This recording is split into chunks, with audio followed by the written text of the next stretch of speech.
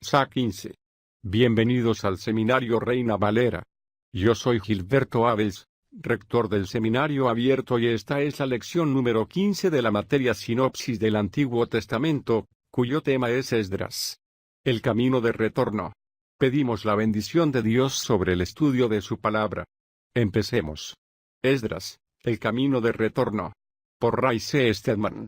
Los libros de Esdras, Esther y Nehemías abarcan el período histórico de la cautividad de Israel en Babilonia y el período inmediatamente posterior a su regreso a Jerusalén.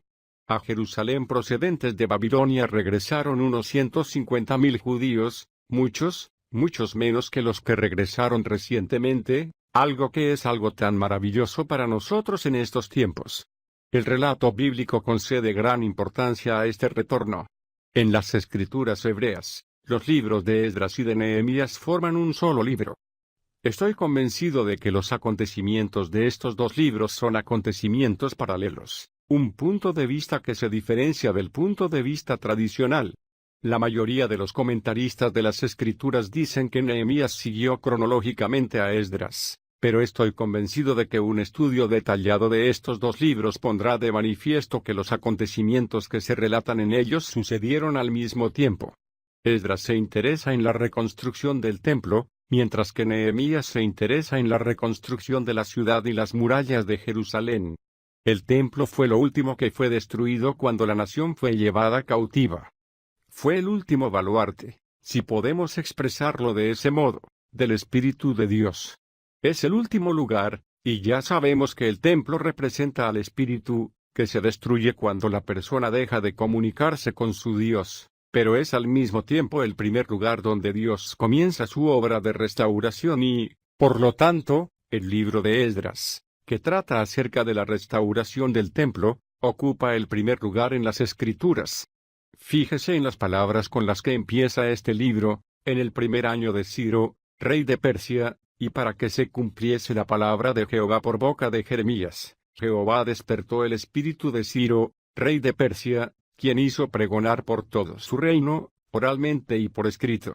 Leamos ahora lo que dice en 2 de Crónicas 36, 22, en el primer año de Ciro, rey de Persia, y para que se cumpliese la palabra de Jehová por boca de Jeremías, Jehová despertó el espíritu de Ciro, rey de Persia, quien hizo pregonar por todo su reino, oralmente y por escrito. Dice exactamente lo mismo. El libro de Esdras empieza justo donde acaba el de Crónicas y por eso se cree que Esdras escribió ambos libros. Por ello, Esdras se convierte para nosotros en la imagen de la obra de Dios al restaurar el corazón que ha caído en pecado, ya que la restauración puede llevarse a cabo sobre una base personal. Puede ser sobre la base de la iglesia local o en relación con cualquiera de las grandes denominaciones que honran a Dios en nuestros días. Puede tener que ver con la obra de Dios en una nación, haciendo que regrese de su secularismo y materialismo a un verdadero conocimiento espiritual y fortaleza. En cualquier caso, siempre sigue el modelo que se nos presenta en el libro de Esdras. Esta es la imagen de cómo obra Dios cuando se dispone a restaurar el corazón que ha caído en pecado. El libro se divide de una manera natural en conformidad con los ministerios de dos hombres, Zorobabel, en los capítulos 6 al 11 y Esdras de los capítulos 7 al 10. Ambos hombres guiaron a los cautivos de Babilonia de regreso a Jerusalén. Resulta interesante que Zorobabel fuese descendiente de David y que perteneciese a la línea real. Esdras descendía de Aarón el sacerdote, y también es un sacerdote. Aquí se ve claramente descrita la necesidad tanto de la obra del rey como la del sacerdote para hacer posible la restauración. La labor del rey consiste en construir, en este caso, reconstruir, y la del sacerdote en limpiar. Ambas cosas son esenciales para restaurar a una persona que ha caído en un estado de pecado. La restauración en la vida individual implica reconstruir el control del Espíritu de Dios por medio de la obediencia a la realeza y al señorío de Jesucristo. Por lo tanto, representa su ministerio como rey en nuestras vidas. Significa el reconocimiento, de nuevo, del derecho que tiene Dios a ser nuestro dueño, a dirigirnos y a reemplazar los planes que hayamos hecho por los suyos, a cambiarnos y a tomar tanto decisiones insignificantes como de gran importancia en relación con nuestra vida, pero la restauración conlleva además la limpieza. El espíritu y el alma son limpiados por nuestro gran sumo sacerdote que, al confesar sinceramente el corazón humano su pecado, lavando y eliminando la culpabilidad, resolviendo el pasado y restaurándonos a fin de que podamos hallarnos en una situación de comunión y de bendición a sus ojos. Ahora bien, el volver del pecado es siempre la obra de la gracia de Dios. En el primer versículo dice, Jehová despertó el espíritu de Ciro, rey de Persia. Y el versículo 5 dice, entonces se levantaron los jefes de las casas paternas de Judá y de Benjamín, los sacerdotes y los levitas, todos aquellos cuyo espíritu Dios despertó para subir a edificar la casa de Jehová que está en Jerusalén. Dios toma siempre la iniciativa. Ninguna persona, después de haber pasado por una experiencia de pecado, regresaría jamás a Cristo a menos que Dios la trajese de regreso. Esto es algo claramente indicado en el caso de estos israelitas. Cuando fueron a Babilonia, se convirtieron en un pueblo diferente. El Dr. J. Vernon G. ha señalado el hecho de que mientras estaban en Israel estaban encargados del cuidado de las ovejas y eran pastores, pero al marcharse a Babilonia no pudieron continuar guardando ovejas, de manera que se convirtieron en tenderos o comerciantes y tuvieron además mucho éxito en su empresa. De tal modo que la imagen estereotipada del judío es, en la actualidad, ampliamente conocida por todo el mundo y son los comerciantes de la tierra. En Babilonia comenzaron una cadena de tiendas, algo parecido a Sears o el Corte Inglés, así como otras grandes tiendas. Llegaron a ser tan prósperos, habiéndose sumido de tal forma en el materialismo, que no querían regresar a Jerusalén, a pesar de que aún seguían siendo esclavos y exilados de su propia tierra y muchos de ellos se negaron a regresar cuando Dios les abrió la puerta. Pero el Espíritu de Dios despertó el deseo de volver en algunos de ellos, haciendo que se sintieran insatisfechos con la prosperidad material. Las cosas no satisfacen nunca de por sí el anhelo profundo del espíritu humano. Cuando sentimos esa necesidad imperiosa, el Espíritu de Dios nos está moviendo para que regresemos y reconstruyamos aquellas cosas que se convierten en puntos fuertes espirituales. El primer retorno tiene lugar bajo Zorobabel. Este gran descendiente real condujo a unas 50.000 personas de regreso desde Babilonia a Jerusalén. La historia de ese retorno la encontramos en los 2 primeros capítulos. Cuando llegaron a Jerusalén, era el 7º mes del año, justo a tiempo para celebrar la fiesta de los tabernáculos de los judíos. Esta fiesta de los tabernáculos, también conocida como la fiesta de la reunión, fue el tiempo en el que el pueblo de Israel vivió en cabañas para recordarles su naturaleza como peregrinos. Por cierto que, esta fiesta se celebra como anticipación de la reunión de Israel de la enorme dispersión a escala mundial, que tendrá lugar durante el milenio y es la fiesta en la que se mezclan las lágrimas de dolor al contemplar el pueblo cómo se vuelven a colocar de nuevo los cimientos del templo. Lo primero que hicieron fue construir un altar justo en el mismo lugar donde estuvo el templo original, en medio de las ruinas. Erigieron bajo el cielo raso un altar a Dios y comenzaron a adorar y a ofrecer sacrificios, como les había mandado la ley de Moisés que lo hiciese.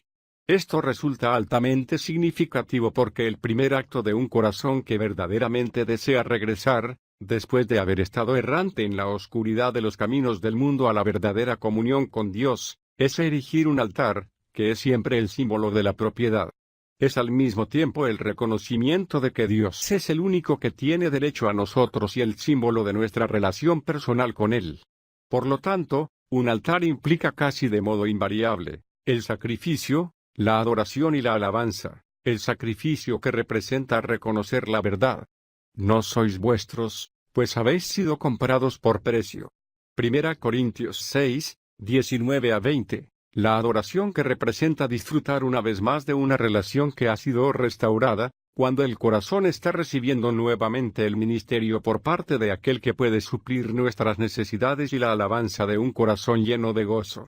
Recientemente un hombre me recordó una ocasión en la que pidió permiso en el trabajo para poder venir a hablar conmigo acerca de su vida de oración.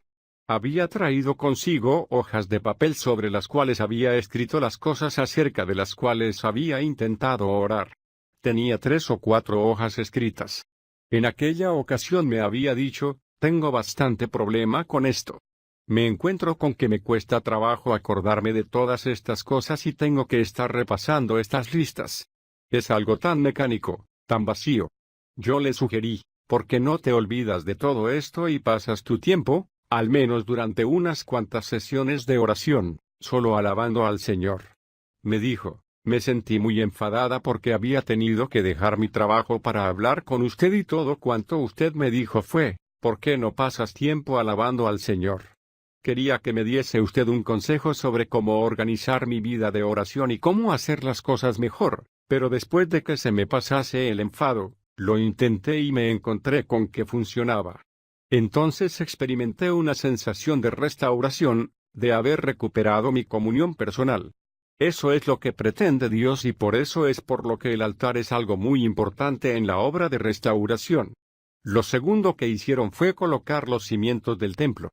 Se enfrentaron con la obra con sentimientos conflictivos, según se nos dice en el capítulo 3, versículos 11 a 13, cantaban alabando y dando gracias a Jehová. Y decían, porque Él es bueno, porque para siempre es su misericordia sobre Israel. Todo el pueblo gritaba con gran júbilo, alabando a Jehová, porque eran colocados los cimientos de la casa de Jehová.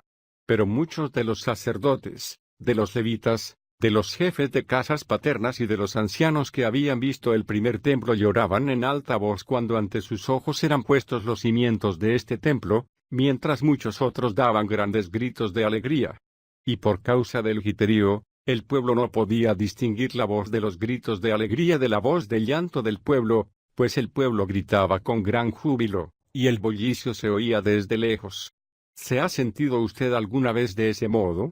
¿Ha regresado usted alguna vez a Dios después de haber pasado un tiempo de frialdad y de haberse alejado de Él, habiendo sido cautivo del poder del pecado, con una enorme sensación de gozo al volver el Espíritu a restablecer los cimientos de la comunión?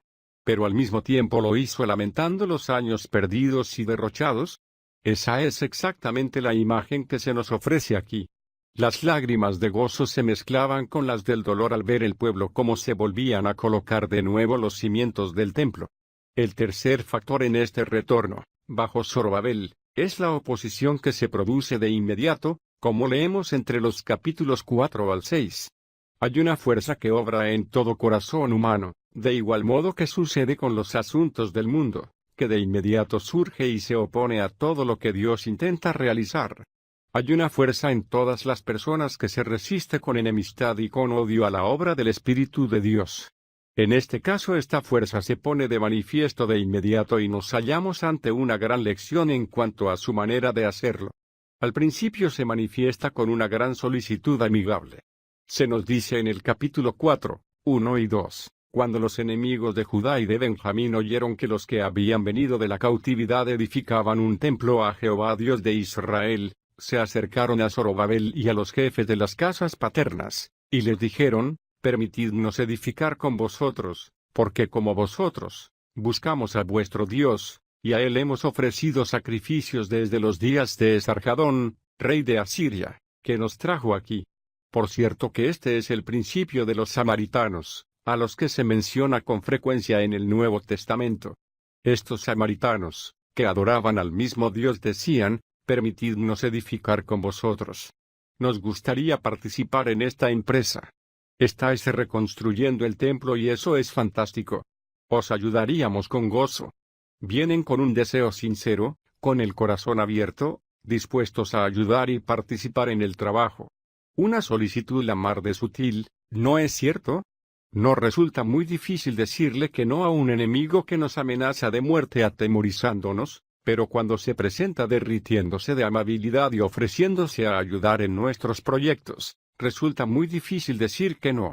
La única manera que podemos conseguirlo es si nuestro corazón está dispuesto a obedecer a la palabra de Dios, como lo estuvieron estas gentes, acerca de las cuales nos dice el versículo 3, pero Zorobabel, Jesúa y los demás jefes de las casas paternas de Israel les dijeron, no nos conviene edificar con vosotros una casa a nuestro Dios, sino que nosotros solos la edificaremos a Jehová Dios de Israel, como nos lo mandó el rey Ciro, rey de Persia. Puede que sus palabras les sonasen un poco santurronas, pero no era un mero capricho lo que les hizo contestar de esa manera.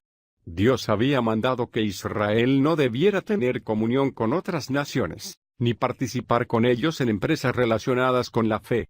¿Qué significa esto? ¿Que estaba mal que una nación se mezclase con otra? No, esto es algo que se ha desvirtuado y distorsionado y se ha aplicado actualmente a situaciones en las que no tiene aplicación. Quiere decir sencillamente que Dios rechaza totalmente la filosofía del mundo al realizar su obra en este mundo porque existe una religión mundana. Existe una filosofía que intenta interponer conceptos mundanos, filosofías mundanas y métodos mundanos en las vidas del pueblo de Dios.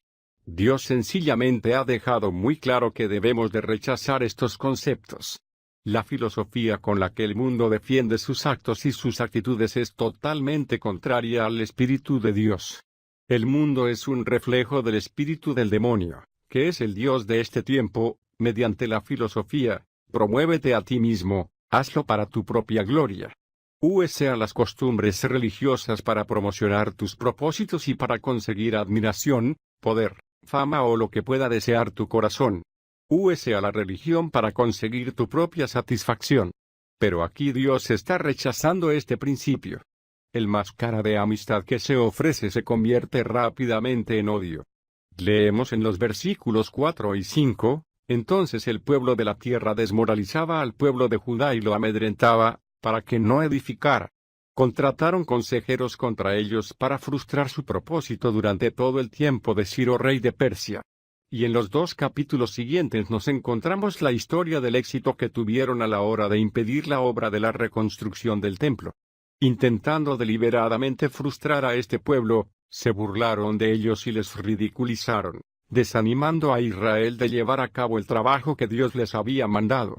Estos supuestos amigos se valieron incluso de medios legales para minar la autoridad de Israel y su derecho a construir. Esto es lo que sucede cada vez que alguien quiere ponerse de parte de Dios, como escribió Pablo a los Gálatas, porque la carne desea lo que es contrario al Espíritu. Gálatas 5, 17. Esta es la imagen que tenemos aquí y dicho principio tuvo bastante éxito. Se detuvo el trabajo durante 16 años y el templo quedó a medio terminar, llenándose de maleza y hierbajos, por lo que cesó de nuevo la adoración. Entonces envió a 2 profetas, Ageo y Zacarías. Estos 2 hombres eran los instrumentos de Dios para conmover los corazones del pueblo. El momento en que el pueblo se volvió a Dios, también se volvieron hacia él los corazones de los reyes, Darío y Artajerjes, por lo que emitieron un decreto para que comenzase de nuevo la obra del templo y finalmente se pudo acabar el trabajo. En el capítulo 6 leemos que lo primero que hicieron fue celebrar la Pascua, marcando el principio de su vida bajo la autoridad de Dios. De manera semejante, usted no podrá hacer que su conversión tenga sentido a menos que tenga comunión con el Dios vivo porque no tendrá usted nada que celebrar. No tendrá usted nada que agradecerle a Dios a menos que esté usted disfrutando la gloria y la luz celestiales en su corazón y solo cuando tenga usted comunión, se construirá el templo, a fin de que la Pascua pueda ser un motivo de gozo para usted. La última parte del libro está relacionada con el ministerio de Esdras, que también guió el retorno a la tierra. Esdras fue un hombre extraordinario, un sacerdote perteneciente al linaje de Aarón. En el capítulo 7, versículo 6, se nos dice, este Esdras, quien era escriba versado en la ley de Moisés, que Jehová Dios había dado, subió de Babilonia. El rey le concedió todo lo que pidió, pues la mano de Jehová su Dios estaba con él. ¿No le gustaría a usted que escribieran eso acerca de usted? ¿El rey le concedió todo lo que pidió? ¿Qué clase de hombre era este, del que un rey gentil pagano tiene tan elevado concepto que está dispuesto a concederle a Esdras todo lo que quiera? El secreto del carácter de este hombre lo encontramos en el versículo 10, porque Esdras había preparado su corazón para escudriñar la ley de Jehová y para cumplirla. Eso es algo maravilloso, ¿no es cierto? Puede que seamos estudiantes de la Biblia, pero, ¿somos hacedores de ella? Para escudriñar la ley de Jehová y para cumplirla, a fin de enseñar a Israel los estatutos y los decretos. Como resultado de ello, Esdras pudo pedir al rey lo que fuese y éste le habría de conceder lo que pidiese. Ahora bien, este hombre era un hombre de la palabra y, por ello precisamente, Dios le envía a Jerusalén para fortalecer y embellecer el templo porque esa es la obra de la palabra de Dios en nuestras vidas. Fortalece y embellece el aspecto relacionado con la comunión que tenemos con Dios. Esdras fue a Jerusalén y se encontró con una situación increíble. En el capítulo 9 Esdras escribe: acabadas estas cosas, se acercaron a mí los magistrados y dijeron: el pueblo de Israel, los sacerdotes y los levitas no se han separado de los pueblos de las tierras en cuanto a las abominaciones de los cananeos, los heteos, los fereceos, los jebuseos, los amonitas, los moabitas, los egipcios y los amorreos. Porque de las hijas de estos han tomado mujeres para sí y para sus hijos, y han mezclado la simiente santa con la de los pueblos de la tierra. Y los magistrados y los oficiales han sido los primeros en incurrir en esta infidelidad. ¿Qué significa esto? Estaban sencillamente exponiendo todo aquel desgraciado lío de nuevo, que había sido la causa de que la nación se hubiese debilitado. Eso fue lo que minó el poder de Dios entre ellos y finalmente fue la causa de que se dispersase el pueblo, dividiendo a las tribus y separándolas en dos naciones. Finalmente, por haber participado en aquellas costumbres idólatras, Dios les entregó en manos de sus captores. En aquellos momentos, después de 70 años, no habían aprendido nada. La carne nunca cambia. Por mucho tiempo que lleve usted andando en el Espíritu, no se encontrará usted nunca en la situación en la que no pueda volver a lo peor de sí mismo, si se aparta usted de la dependencia en el Espíritu de Dios y ellos habían vuelto a sus antiguas costumbres. Esdras nos dice en el versículo 3, al oír esto, rasgué mi vestidura y mi manto, me arranqué los pelos de mi cabeza y de mi barba y me senté consternado. Hasta el sacrificio de la tarde. Fue increíble. Al acercarse el libro a su fin, Esdras ora a Dios y confiesa este gran pecado, pero Dios, en su gracia, entra en los corazones del pueblo. Los dirigentes vienen a ver a Esdras, sintiéndose contritos, y reconocen el mal que han hecho. Se emite una proclamación y el pueblo se reúne. Sucede en un día lluvioso, pero a pesar de la lluvia, el pueblo permanece, miles de ellos, delante del templo y confiesan su culpa, admitiendo haber desobedecido a Dios, y acuerdan dejar a las mujeres y a los hijos que habían tenido aparte de la voluntad de Dios. No cabe duda que hacerlo debió ser algo que les causaría un gran sufrimiento, ¿verdad? No era nada sencillo y es lo que quiso decir Jesús con las palabras: si alguien viene a mí y no aborrece a su padre, madre, mujer, hijos, hermanos, hermanas y aún su propia vida, no puede ser mi discípulo. Lucas 14, 26. Nuestra relación con Dios es antes que ninguna otra, pero eso no quiere decir actualmente que el hombre tenga que abandonar a su mujer, ya que se trata de una enseñanza simbólica. Lo que quiere decir es que hemos de dejar a un lado todo aquello que tenga su origen en la carne, cuya imagen son siempre las tribus de cananeos de la tierra, pero nosotros estamos encariñados con la carne, ¿no es cierto? Nos gusta sentirnos enfurecidos y resentidos con otras personas. Nos encanta guardar rencor, tener sentimientos de amargura o tener un espíritu incapaz de perdonar, que consume nuestros corazones, en contra de alguien. Nos encanta. No queremos renunciar a eso. Pero estas cosas pueden producir enfermedades físicas en nosotros. Tal vez más del 50% de las dolencias físicas y nerviosas que padecemos sean debidas a actitudes equivocadas, pero cuando alguien nos lo hace ver, preferimos seguir teniendo el problema que cambiar de espíritu o de actitud. Es difícil, ¿no es cierto? Fue muy difícil para los israelitas abandonar a sus mujeres y a sus hijos, pero se dieron cuenta de que la única manera que podría recuperar su comunión con el Dios vivo y de hallar el poder de Dios manifestado de nuevo entre ellos, era obedecer a su palabra, con su Dios, pero es al mismo tiempo el primer lugar donde Dios comienza su obra de restauración y, por lo tanto, el libro de Esdras, que trata acerca de la restauración del templo, ocupa el primer lugar en las Escrituras. Fíjese en las palabras con las que empieza este libro: en el primer año de Ciro, rey de Persia, y para que se cumpliese la palabra de Jehová por boca de Jeremías, Jehová despertó el espíritu de Ciro, rey de Persia, quien hizo pregonar por todo su reino, oralmente y por escrito. Leamos ahora lo que dice en 2 de Crónicas 36, Esdras, Pero estoy convencido de que un estudio detallado de estos dos libros pondrá de manifiesto que los acontecimientos que se relatan en ellos sucedieron al mismo tiempo. Esdras se interesa en la reconstrucción del templo, mientras que Nehemías se interesa en la reconstrucción de la ciudad y las murallas de Jerusalén. El templo fue lo último que fue destruido cuando la nación fue llevada cautiva. Fue el último baluarte, si podemos expresarlo de ese modo, del Espíritu de Dios. Es el último lugar, y ya sabemos que el templo representa al Espíritu, que se destruye cuando la persona deja de comunicar. Salem procedentes de Babilonia regresaron unos 150.000 judíos, muchos menos que los que regresaron recientemente, algo que es algo tan maravilloso para nosotros en estos tiempos. El relato bíblico concede gran importancia a este retorno. En las escrituras hebreas, los libros de Esdras y de Nehemías forman un solo libro. Estoy convencido de que los acontecimientos de estos dos libros son acontecimientos paralelos, un punto de vista que se diferencia del punto de vista tradicional. La mayoría de los comentaristas de las Escrituras dicen que Nehemías siguió cronológicamente a 22, en el primer año de Ciro, rey de Persia, y para que se cumpliese la palabra de Jehová por boca de Jeremías, Jehová despertó el espíritu de Ciro, rey de Persia, quien hizo pregonar por todo su reino, oralmente y por escrito. Dice exactamente lo mismo.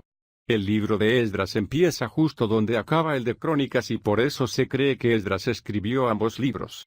Por ello, Esdras se convierte para nosotros en la imagen de la obra de Dios al restaurar el corazón que ha caído en pecado, ya que la restauración puede llevarse a cabo sobre una base personal. Pues, Sa 15. Bienvenidos al Seminario Reina Valera. Yo soy Gilberto Abels, rector del Seminario Abierto y esta es la lección número 15 de la materia Sinopsis del Antiguo Testamento, cuyo tema es Esdras. El camino de retorno. Pedimos la bendición de Dios sobre el estudio de su palabra. Empecemos. Esdras, el camino de retorno. Por Ray C. Stedman. Los libros de Esdras, Ester y Nehemías abarcan el período histórico de la cautividad de Israel en Babilonia y el período inmediatamente posterior a su regreso a Jerusalén.